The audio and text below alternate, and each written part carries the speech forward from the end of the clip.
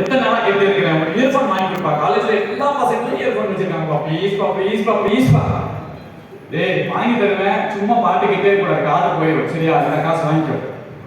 ஆனா நல்லதா ஒரு 50 ரூபாய்க்கு ஒரு இயர்ஃபோன் கொடுத்தாங்க. அப்பா டெஸ்ட் பண்ணி பார்க்கலாம்.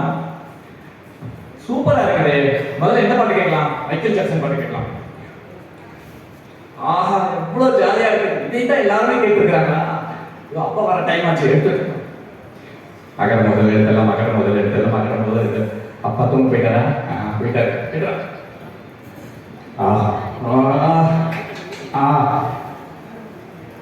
இல்ல நம்ம பையன் படிக்கிற சத்தம் கேட்டுச்சு, அமைதியாயிட்டானே. முதல்ல எட்டி பார்க்கலாம். இதான் பண்ணிட்டு இருக்கிறேன். காலையில வச்சுக்கிறேன். ரைட், அடுத்த நாள் காலையில ஏன்னா என்ன நைட்டு கூட பாட்டு கேட்டுருக்கிய, உன் காலை என்னத்துக்குடா ஆகும்? சொன்னா கேட்க மாட்டேன். எப்பா நீ லூசா? உலகத்துல பாரு எல்லாரும் கழுத்துல மாலை மாறி இயர்போன் போட்டு தூக்கி எல்லாம் கேட்டே இருக்காங்க. எப்ப பார்த்தாலும் 20 வருஷம் கேட்கறாங்க. உனக்கு காது போயிடுச்சா?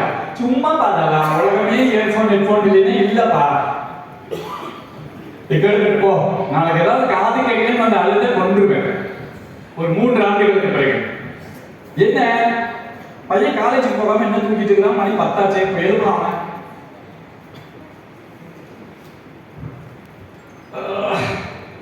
என்னப்பா காலகட்டத்தால ஜோக் பண்ணிட்டு இருக்கிற? வாயாட்டி பேசிப்பா.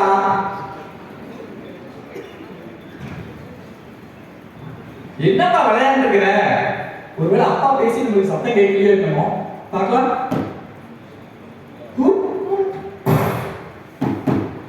நிஜமாக எனக்கு ஒண்ணுமே கேட்க மாட்டேங்குது. அப்பா எனக்கு காது கேட்கலப்பா. நிஜமாப்பா, அப்பா ஆஸ்பத்திரிக்கு போகலாம். டாக்டர், என் பையன் 3 வருஷமா தூங்கும் போது மட்டும்தான் ஹெட்போனை கழட்டி வைப்பான். மற்ற நேரமெல்லாம் அப்படியே இருப்பான். கொஞ்சம் பார்த்து சொல்லுங்க டாக்டர், அவனுக்கு காது கேட்க மாட்டேங்குது. இங்கே பார்க்கலாம்.